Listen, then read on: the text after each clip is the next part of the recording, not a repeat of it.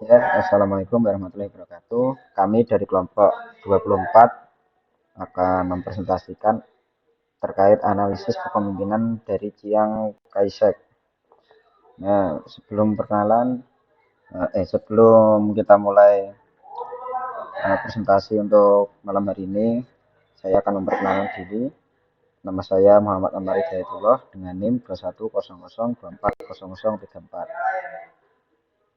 Saya Saya atas atas nama nama Ilham Ilham Maulana Maulana dengan NIM dengan NIM 2100240035. 2100240035. Nah, mungkin itu perkenalan dari kami. Selanjutnya akan kami lanjutkan terkait eh, analisis kepemimpinan tersebut. Langsung dimulai ke slide pertama. Nah, ini terkait profil singkat itu Chiang Kai-shek merupakan eh, tokoh orang Tiongkok. Beliau adalah seorang presiden serta pemimpin militer Republik Tiongkok pada abad ke-20. Nah, itu Chiang Kai-shek itu lahir di eh, Provinsi Zhejiang pada tanggal 31 Oktober tahun 1887. Eh, Kemudian Chiang Kai-shek meninggal pada tanggal 5 April 1975 di Taipei, Taiwan. Itu. Si Chiang Kai-shek ini dia pernah memimpin apa namanya pertempuran itu sudah ya bisa dibilang banyak.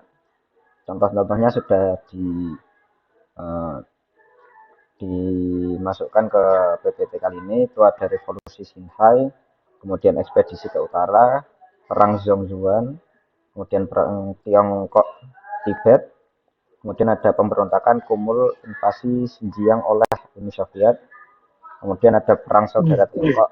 Nah, ini perang saudara Tiongkok ini paling melegenda karena pemimpinnya itu Chiang Kai-shek dan kemudian rivalitasnya itu dengan si Mao Zedong. Itu sangat rivalitas pada sejarah apa namanya sejarah perang saudara ini. Karena ini apa namanya si Chiang Kai-shek ini dia adalah apa bergabung di partai nasionalis di Tiongkok. Sedangkan si Mao Zedong itu partai komunis Tiongkok gitu. Kemudian ada perang Tiongkok Jepang itu yang kedua, kemudian perang dunia kedua dan pemberontakan Islam Kuomintang gitu. Kemudian lanjut ada latar belakangnya itu pada awal abad ke-20 itu dinasti Qing jatuh.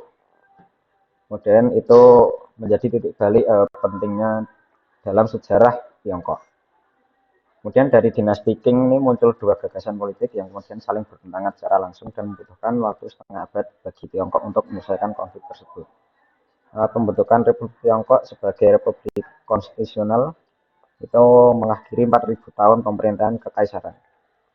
Itu dari tahun 1644 hingga 1912.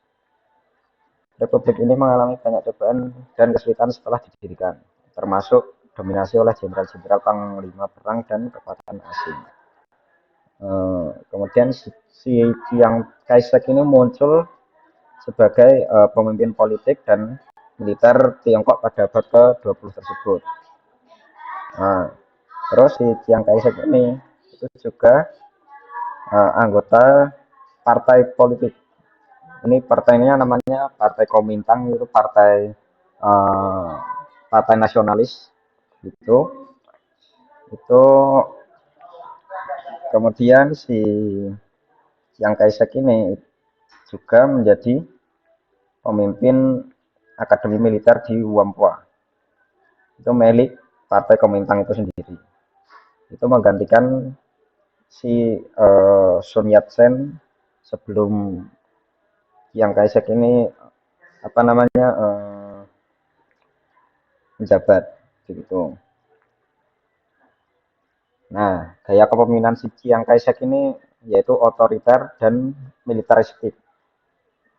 Ini maksudnya menggabungkan konfu apa namanya Konfusianisme dengan ideologi fasis dan nasionalisme kuat, menekankan kedisiplinan, kepatuhan, dan kontrol ketat, serta menentang komunisme yang merajalela dan ketidakmampuannya menghadapi tantangan internal dan eksternal.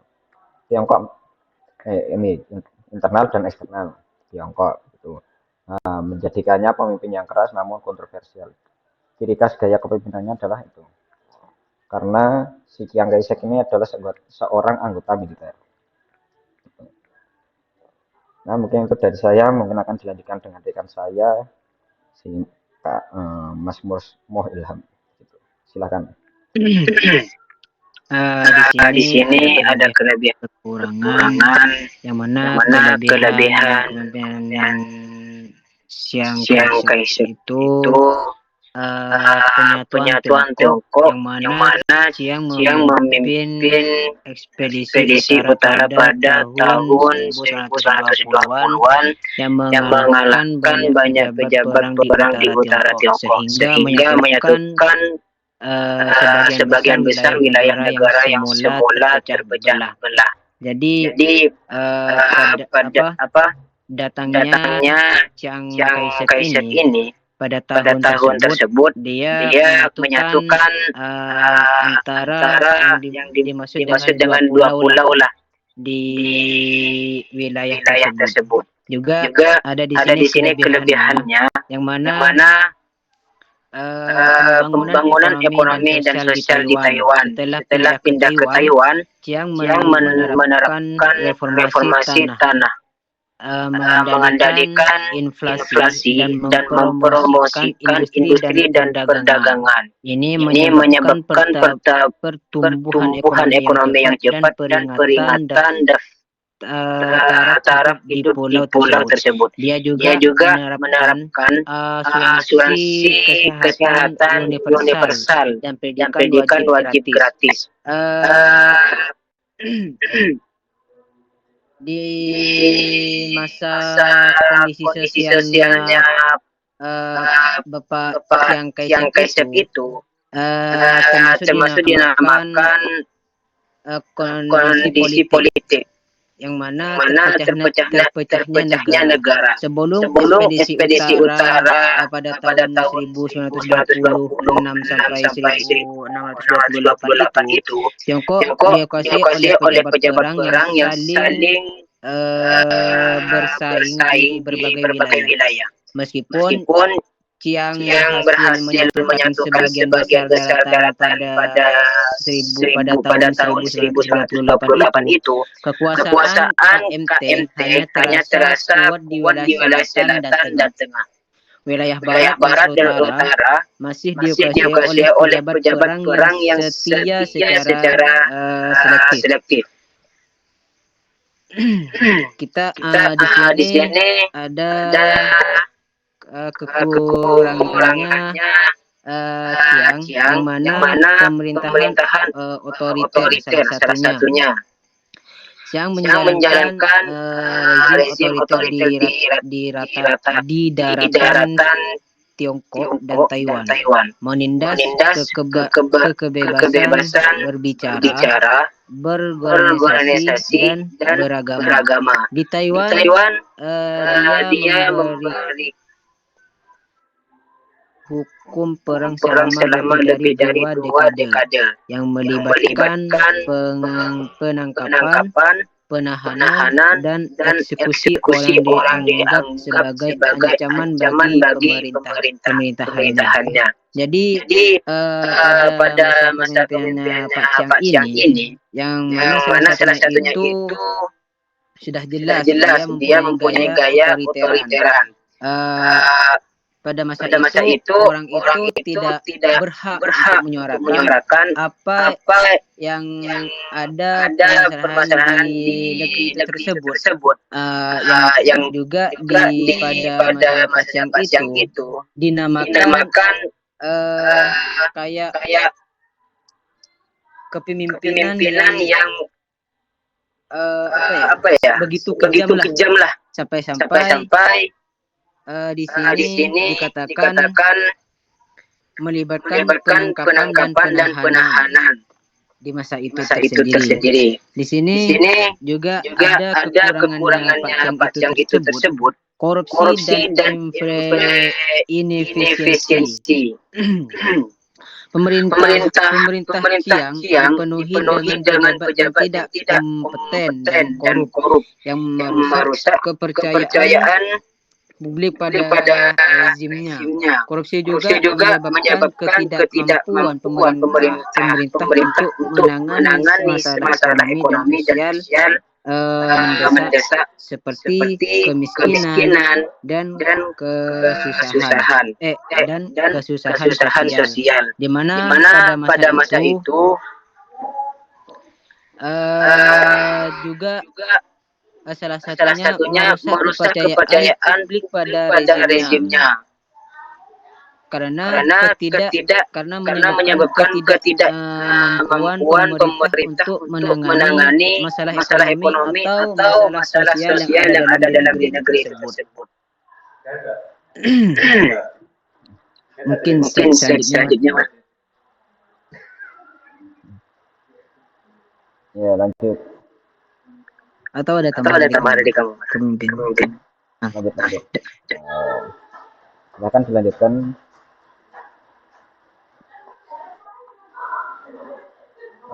Selanjutnya. Ya. Ada. Dampak kepemimpinan Chiang Kai-shek. Dampak positif sebenarnya ada dua. Yang pertama itu dampak positif. Dampak positif ini upaya penyatuan Tiongkok, yang mana kepemimpinan Chiang Kai-shek melalui ekspedisi utara berhasil mengerungi kekuasaan para panglima perang dan mendorong terbentuknya pemerintahan pusat yang lebih kuat. Hal ini menjadi langkah penting dalam proses mennormalisasi negara setelah runtuhnya dinasti Qing. Di mana pada masa itu Bapak Chiang ini menyatukan Tiongkok, dan cara menyatukannya itu dia kayak mengelibatkan orang-orang besarnya biar supaya cara menyatukannya itu lebih gampang lah, gitulah, begitu simpelnya. Juga di sini perlawanan terhadap invasi Jepang.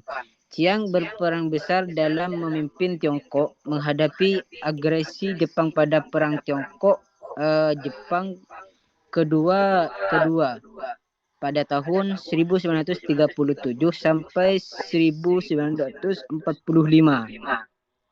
Perlawanan ini memperkuat posisi Tiongkok di kancah internasional sebagai salah satu pihak sekutu dalam Perang Dunia Kedua.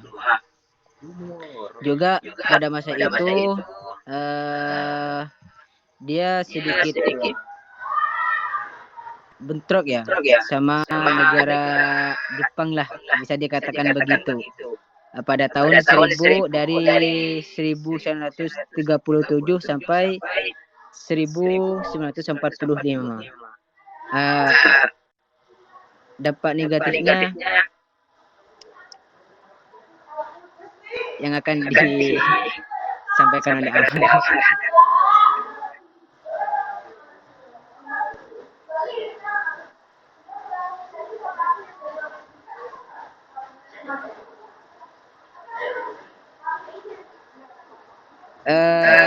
Dampak negatif ini ada salah satu kekalahan nasionalis dan terbelahnya Tiongkok. Kegagalan Chiang mengalahkan Partai Komunis Tiongkok menyebabkan kekalahan Kuomintang dalam Perang Saudara dan berdirinya Republik Rakyat Tiongkok pada 1949. Dampaknya, Tiongkok terpecah menjadi dua entitas politik, Tiongkok Daratan dan Taiwan, di mana setelah menyatunya Tiongkok ini Eh, tapi kebelakangan itu ada sebuah semacam konflik, yang mana konflik itu yang ada di dalam negeri itu sendiri, konflik internal, yang mana konflik itu Pak Chiang itu tidak mampu, seakan-akan tidak mampu untuk menghadapi pejabat-pejabat yang eh dikatakan pejabat anggaplah kayak komunis, begitu, sehingga pada saat itu Pak Chiang itu tidak mampu, juga pada negara itu menjadi pecah dua lah, dianggap pecah, yang mana Tiongkok Daratan dan Taiwan, begitu.